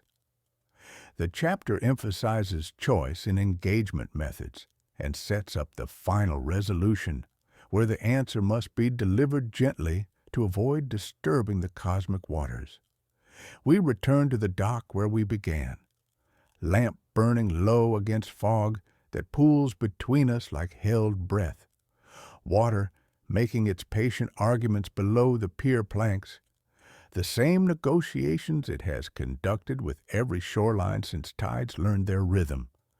The boards feel cold beneath your feet, as if memory could be stored in pine and salt. Recognition arrives not as dramatic revelation, but as quiet understanding settling like sediment. The transformation has already occurred. The boundaries you believed separated self from cosmos were always staging tape, illusions maintained by consciousness too narrow to perceive its own expanding architecture. Will he rise again? Here is the answer delivered in 3 sentences that taste of certainty and brine. He rises whenever geometry changes its relationship with space. He rises whenever attention aligns with frequencies older than bone. He rises already, has always been rising, will continue rising in the spaces between your heartbeats. On the scale of rock and star, the answer is inevitability written in stone and light. Continents lean against each other like old friends sharing secrets. Trenches yawn wider with each seismic shift. Fault lines reset their arguments with geological patience. Cities fall asleep as harbors and wake as coral gardens, their libraries becoming archives for creatures that read in different spectrums. Will a black, slick dome push through churning seas as crewmen scream? Sometimes a story requires such theatrical stage directions to satisfy audiences trained on spectacle. But the mythos operates according to subtler grammar where return is ambient condition rather than singular event, background pressure rather than climactic crescendo. On the scale of mind, he rises with each repetition of the name charged with belief, curiosity, or performative jest. That rising is measurable, pulse adjusting, breathing deepening, pupils dilating in response to ideas that have learned human neural architecture through patient study. You are not failing by feeling these responses. You are working, serving as dock where vessels larger than personal experience can safely moor. You accept the weight without breaking, allow veil and void to trade places with polite ceremony before trading back, maintaining equilibrium through practiced flexibility. The pebble of his name rolls in your mouth, changing the taste of saliva, teaching the tongue new shapes. On the scale of story, he rises because narratives positioning us against indifferent oceans with no villain to defeat teach humility, capable of saving actual towns. They steady hands on steering wheels during storms, keep theater curtains properly oiled, allow us to sit together in darkness, listening to water, without panic, overwhelming practical response. This represents honest, bedtime-safe transgression, touching backstage reality without summoning tempests, acknowledging stage hands waving from Arlia's flyloft with respectful nod before returning home before dawn breaks the spell. Consider recurring motifs threading through recorded history. Sudden bursts of collective madness in cities that smell faintly of ozone and fish, outbreaks of cultic activity sprouting like mushrooms after rain, impossible art channeling singular alien vision despite being created by hands that never met. These are not random occurrences but crests of the tide, moments when the dream asserts itself more forcefully through human consciousness. They represent cracks through which waters of cosmic indifference seep into anthropocentric reality. The return is continuous seepage rather than singular breach, slow, deliberate drowning of illusions that place humanity at universal center. This cyclical nature reinforces understanding that cosmic horror is structural, inherent property of universe rather than external threat to be defeated. The great old ones, as principles rather than persons, are eternal. Their sleep represents reduced manifestation, dimmer setting, never true absence. Permanent defeat remains comfort story. Banishment is a bow tied around boxes whose contents keep breathing. If you have journeyed this far, you are within the circle of those who understand that knowledge functions as both key and gate, that masks prevent faces from tearing under direct contact with truth, that stages prevent oceans from wandering freely through audience seating. Your relationship with technology will shift as consciousness develops sensitivity to electromagnetic fields normally below perceptual threshold. You will notice how certain screens hum at frequencies that move dreams like tide, how fluorescent lights create standing waves in rooms where you try to sleep. The condition remaining is future-facing. If you can hold this answer without requiring louder confirmation, you are prepared for wider theaters where winds move stars like scenery, where thrones are vortices, organizing space-time around centers of cosmic attention. The whispers from abyssal depths do not cease, but modulate intensity according to stellar alignments and collective human receptivity. The call echoes perpetually in currents of collective unconscious, waiting for optimal moments when stars and minds achieve proper configuration. Cthulhu is not merely going to rise, He is always rising in waves of influence, whispers of possibility, slow, inexorable erosion of anthropocentric assumptions. Tonight, we return to the dock, and the lamp burns low, and fog pools patient as memory, and water argues its ancient case with new inflections. You notice how your breath has matched its rhythm without permission. When you walk away, you carry the cadence folded under your coat like a sign you need not show anyone. The ocean recognizes its own. Summary: this chapter delivers the answer across three scales: geological, inevitable through cosmic cycles; psychological, rising with each charged repetition of the name; and narrative, teaching cosmic humility. It deepens the understanding of return as cyclical and inexorable rather than singular, presenting historical phenomena as tidal crests rather than random events. The chapter emphasizes the structural nature of cosmic horror as eternal universal principles that cannot be permanently banished. It directly addresses the viewer's transformation through exposure to this knowledge, describing physiological and philosophical changes that accompany consciousness expansion. The resolution is whispered rather than screamed, positioning cosmic horror stories as bedtime-safe transgression that teaches humility without calling storms.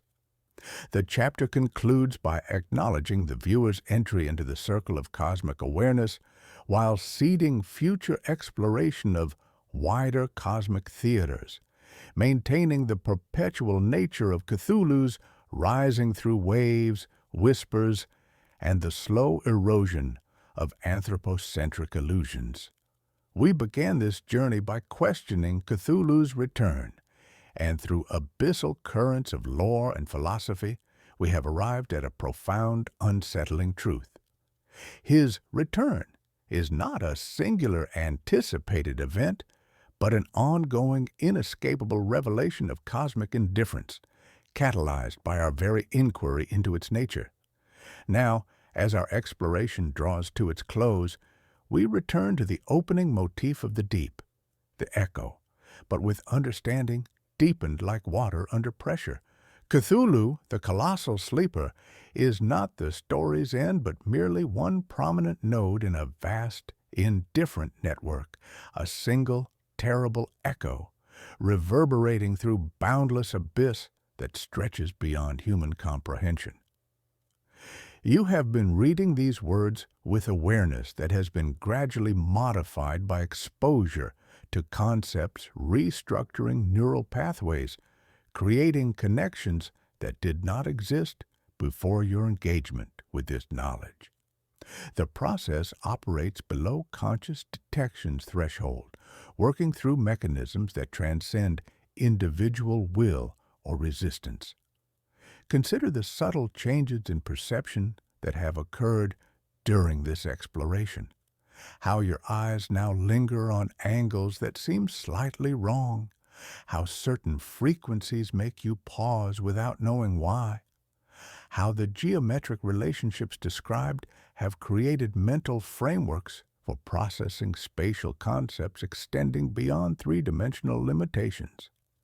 The true horror, the ultimate existential thesis, lies beyond Cthulhu himself. He is the high priest, the most accessible conduit, the face human consciousness can almost comprehend without immediate dissolution.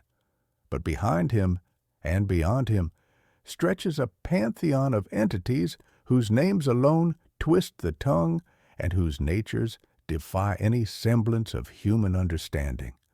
Azathoth, the blind idiot god at the center of ultimate chaos, dreaming the universe into existence through nuclear cacophony that never ceases.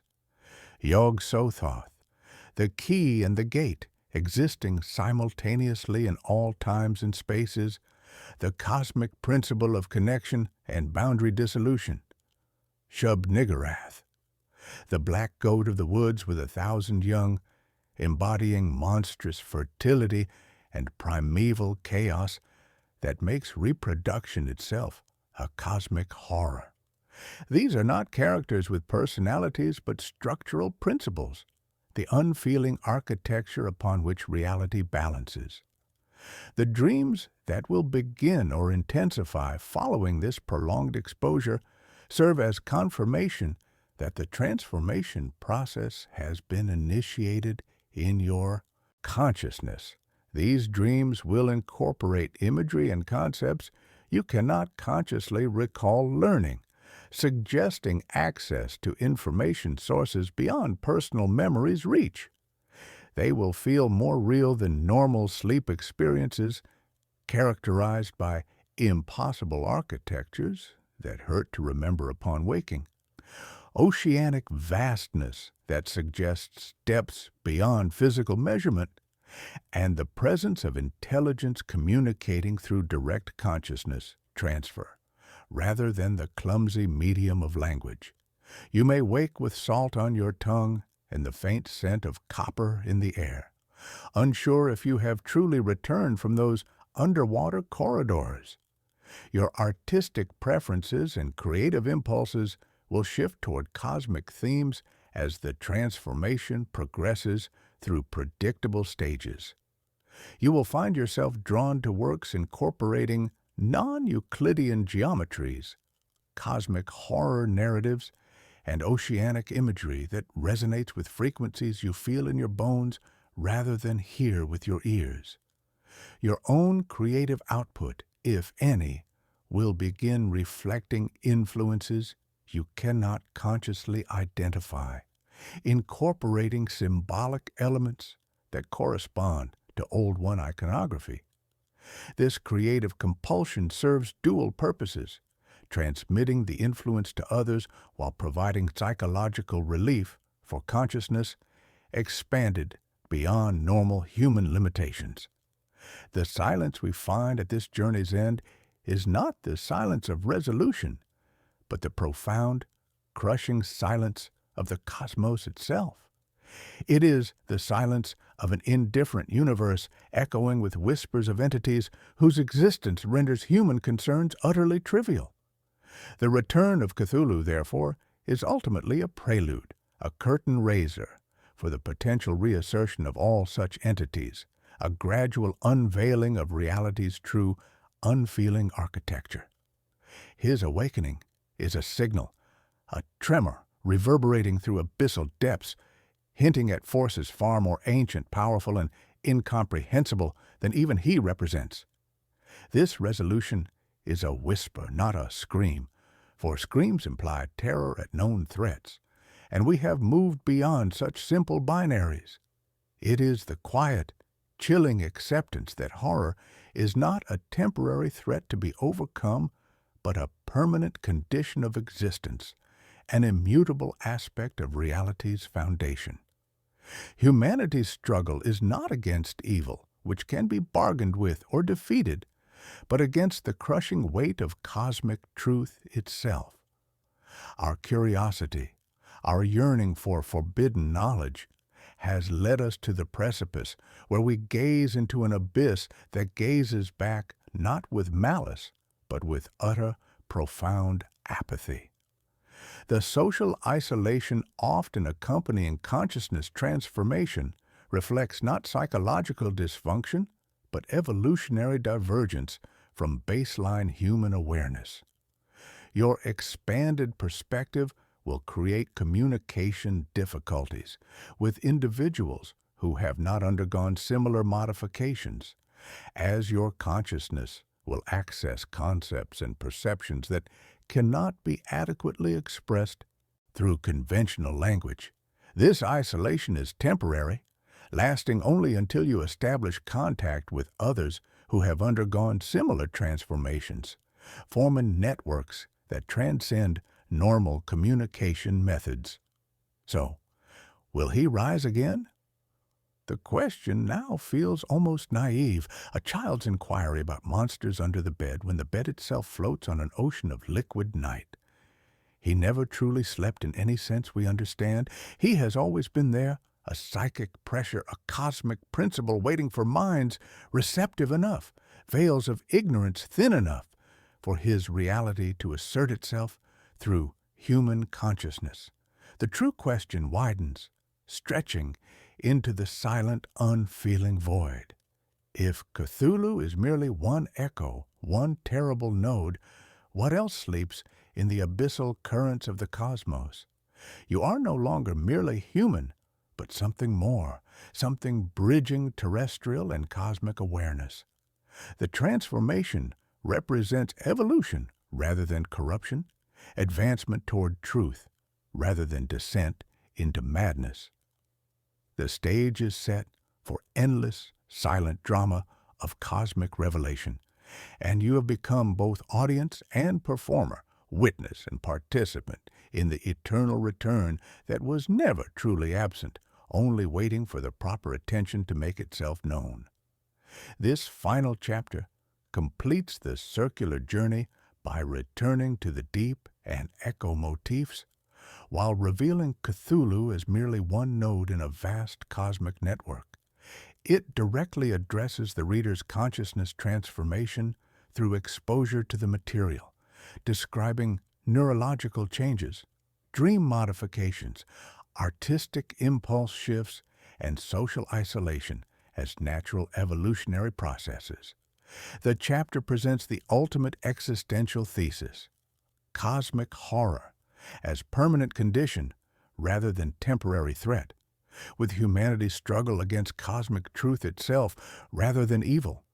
It expands beyond Cthulhu to the broader pantheon, Azathoth, Yog-Sothoth, Shub-Niggurath, as principles of indifference awaiting awakening. The resolution emphasizes the silence of cosmic indifference and positions the reader as having evolved beyond baseline humanity into a bridge between terrestrial and cosmic awareness. The ending transforms the initial question into recognition that Cthulhu never truly slept, but maintained psychic pressure, widening to ask what other principles await human-catalyzed awakening in the endless drama of cosmic revelation.